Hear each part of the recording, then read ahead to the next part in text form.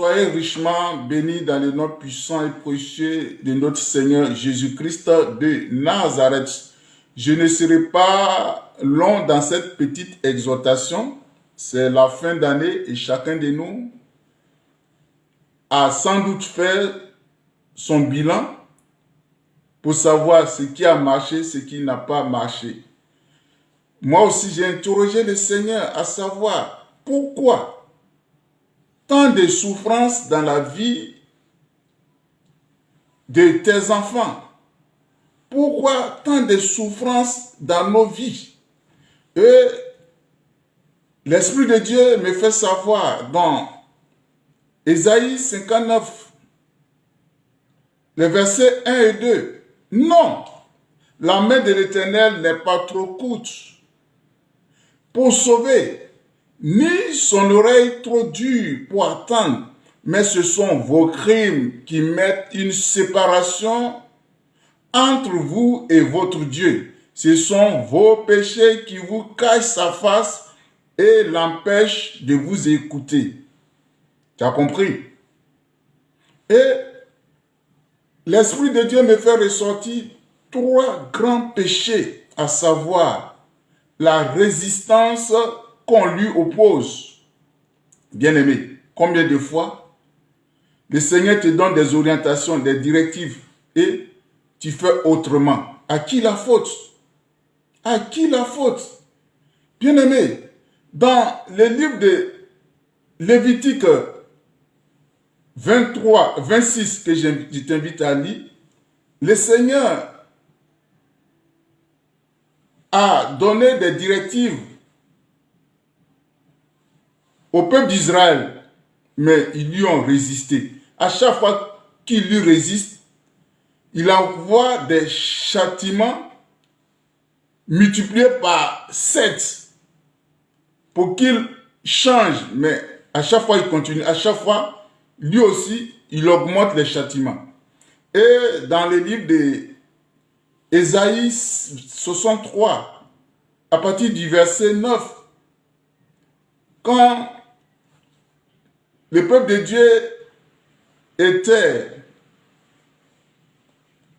en pèlerinage pour entrer en terre promise,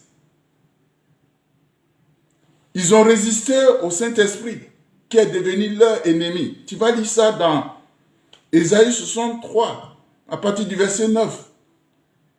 Vous voyez dans le livre de 1 Samuel 15, le verset 23, que je vais te lire en plusieurs versions, comme ça tu vas comprendre. D'abord en lui second, car la désobéissance est aussi coupable que la divination et la résistance ne l'est pas moins que l'idolâtrie et les téraphines. En parole de vie, oui, refuser d'obéir, c'est aussi grave que de consulter les devins. Résister au Seigneur, c'est aussi grave que d'adorer les faux dieux. En semant maintenant, car l'insoumission est aussi coupable que le péché de divination et la désobéissance est aussi grave que le péché d'idolâtrie. Est-ce que tu comprends? Donc la résistance. Toutes les fois que tu vas résister au Seigneur, c'est toi qui souffres. Bien-aimé. Ensuite, il y a l'orgueil. Il y a l'orgueil. Jacques 4, 6 nous dit que Dieu résiste aux orgueilleux. La même chose a été reprise dans 1 Pierre 5, le verset 6, le verset 5. Et dans Proverbe 16, le verset 18, la Bible nous dit que l'orgueil précède la chute.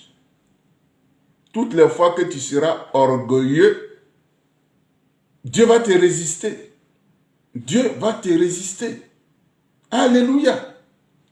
Bien-aimé, et puis il y a le non-pardon. Il y a le non-pardon.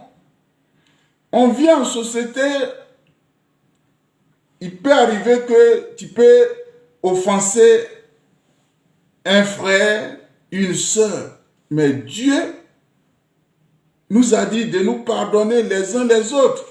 Bien-aimé, et laisse-moi te dire que c'est bien même, c'est bien qu'il faut avoir parfois des malentendus, pour avoir parfois des malentendus avec les gens.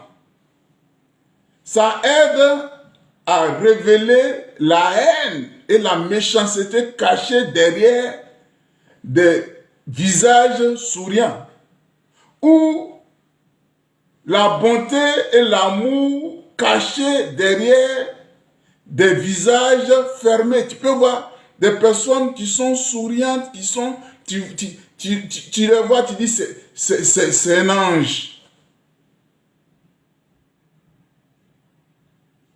Mais c'est la méchanceté incarnée. Mais tu peux voir aussi des personnes qui ont tout le temps les visages fermés.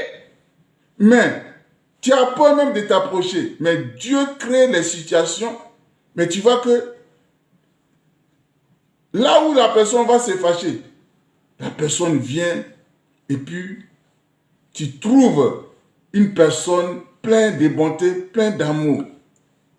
Et l'autre personne que tu croyais être pleine d'amour, pleine de bonté, c'est la haine, c'est la méchanceté. Donc parfois, pour continuer, on vit en société, même dans les couples, même au sein des familles, il peut y avoir des mésententes. Mais Dieu nous a recommandé de nous pardonner les uns les autres. Bien-aimés. Et quand il lit Matthieu chapitre 6, le verset 12, c'est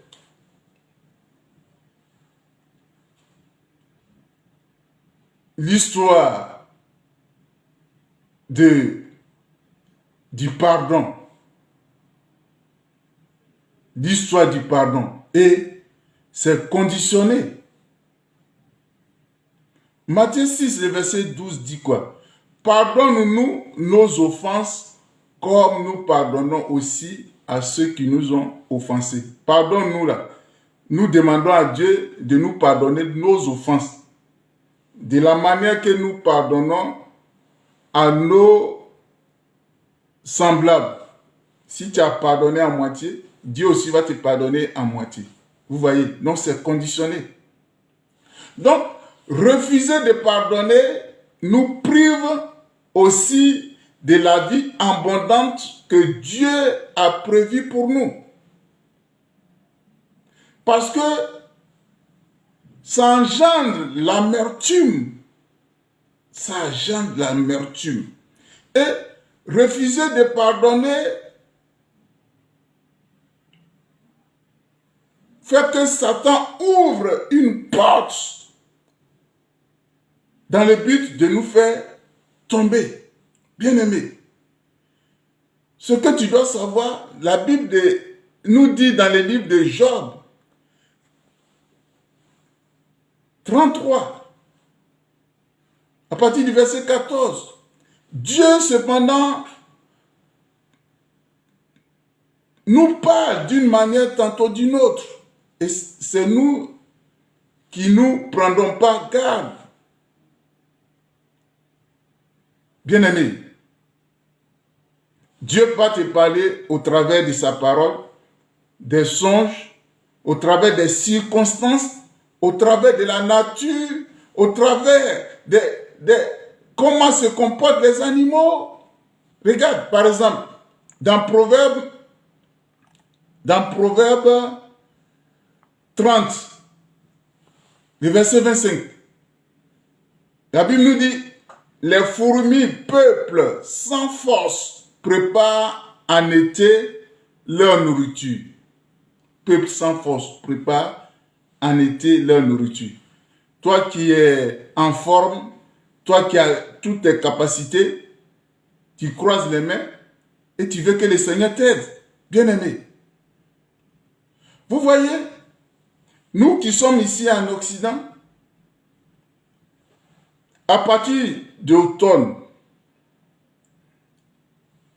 les arbres commencent à perdre les feuilles. Ça continue en hiver. Et tu sais, en automne, en hiver, les feuilles n'ont plus assez d'eau. Ils n'ont plus assez d'air, assez de lumière pour aider l'arbre à grandir. Bien aimé. Donc, eux-mêmes, ils se débarrassent. L'amertume que tu as à cause peut-être des propos, à cause du comportement des frères, des sœurs, bien aimé, il faut que tu te débarrasses de ça. Il ne faut pas rentrer dans la nouvelle année sans que tu ne pardonnes. Il faut faire comme les arbres qui se sont débarrassés de leurs feuilles. Il faut te débarrasser de tous ces rancœurs, de tous ces amertumes. Même si la personne n'a pas engagé le processus pour te demander pardon, toi-même, il faut te débarrasser et pardonne à cette personne. Reprends la nouvelle année qui pointe à l'horizon sans amertume. Reprends de la manière les arbres vont faire repousser leur feuillage. Fais pareillement. Pardonne à tous ceux qui t'ont offensé et cherche la paix. Bien-aimé, Dieu veut notre bien. Dieu veut ton bien. La balle est dans ton camp. La balle se trouve dans notre camp. À nous de la saisir. C'était le message que le Seigneur m'a mis à cœur pour nous faire du bien. Dieu te bénisse.